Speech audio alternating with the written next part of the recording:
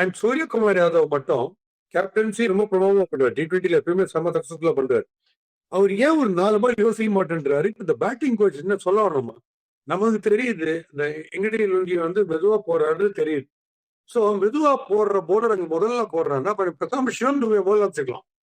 ஹர்திக் பாண்டியா சிவன் துபே முதல்ல வச்சு சூரியகுமார் யாதவ் பின்னாடி வரலாம். ஏன்னா நார்கே மாதிரி போலர் ஏத்தினா சூரியகுமார் யாதவ் ஹாப்பி.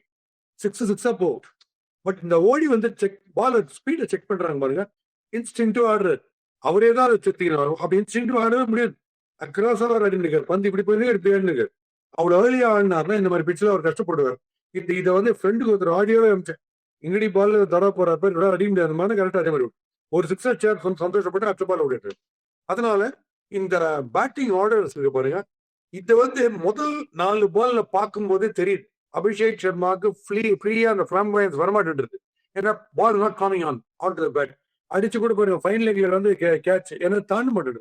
இதே செம்ம பேஸ் வர பாலா இருந்தா இப்படின்னா அது கிரௌண்ட்ல போய் விழுந்திருக்கும். பட் இது ஷார்ட்டை பர்ஃபெக்டா அடிச்சு கூட லைன் உள்ளதான் முடியறாங்க பாருங்க. அதனால பால் கேரி ரொம்ப இல்லைன்னு அர்த்தம். ஸோ இதெல்லாம் முதல் ஓவர்ல டிடெக்ட் பண்ணும் போதே பேட்டர்ஸை டிசைட் பண்ணிடும். கொஞ்சம் மாத்திக்கணும் கேம் இருக்கு. உள்ளுக்குள்ள நெக்ஸ்ட் ஆர்டர் அனுப்புறாங்க பாத்தீங்களா? அவங்க பால் ஸ்லோவா வரும்போது சிவம் டூபேக்கு ரீச் இருக்கு, காலை வச்சு வாங்குவாரு பிரதம் அவர் போறது பெட்டர் அப்படின்ட்டு அவரு கொஞ்சம் முன்னாடி அனுப்புறது பெட்டர் இந்த மாதிரி கண்டிஷன்ஸ்ல. அண்ட் சூரியகுமார் யாதவ் இன்னும் கொஞ்சம் பின்னாடி வந்தாருன்னா ஹார்திக் அண்ட் சூர்யா டுகெதருங்கும் போது அது ஒரு 15 ஓவர்ஸ் மேல சூப்பரா இருந்திருக்கும் இல்லையா சார்? ஆமா, லாஸ்ட் 4 ஓவர் சூரியகுமார் யாதவ் வந்தாருன்னா 50 அடிப்பாரு. அவர் எப்படி வேணா அட்ஜஸ்ட் பண்ணிக்கிறாரு. அப்ப ஏற்றுவாங்க மூலையே இல்லாம.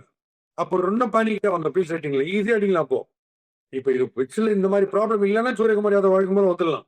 பட் ஏர்லி அதை கரெக்டா பண்ணி பண்றது.